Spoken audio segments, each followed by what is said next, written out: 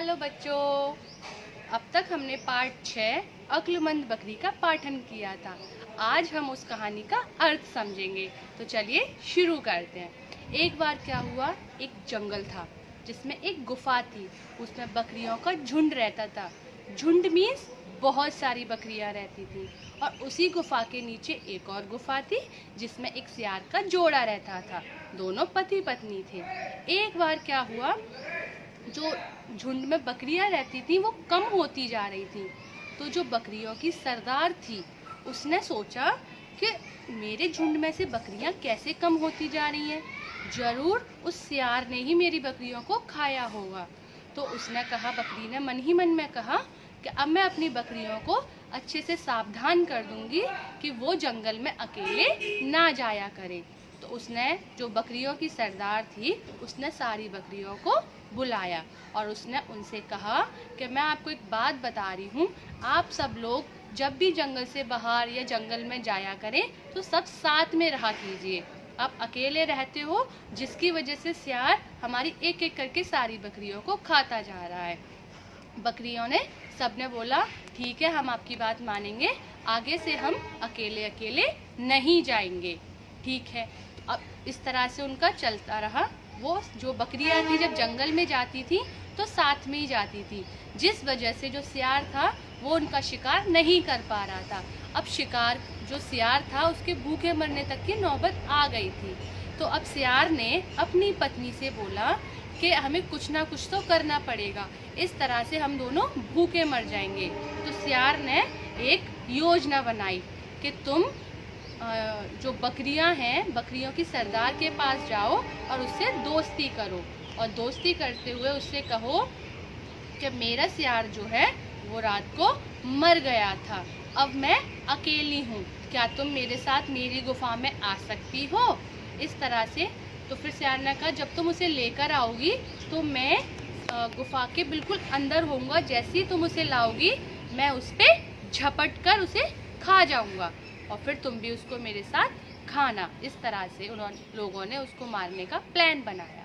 अब इसी तरह से फिर उसकी जो सियार की पत्नी थी वो बकरियों की सरदार के पास गई और उससे कहा, बहन मेरा पति मर गया है रात को, तो अब हमें क्या करना चाहिए?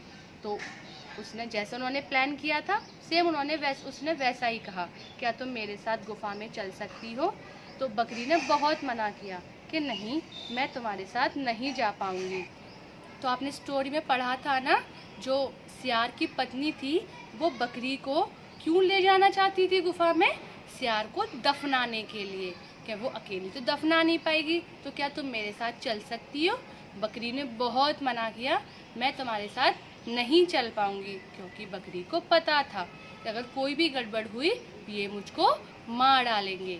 लेकिन सियार की जो पत्नी थी उसने बहुत जिद की, जिसकी वजह से बकरी को राजी होना पड़ा कि ठीक है मैं चलती हूँ। लेकिन बकरी जो थी वो बहुत अक्लमंद थी।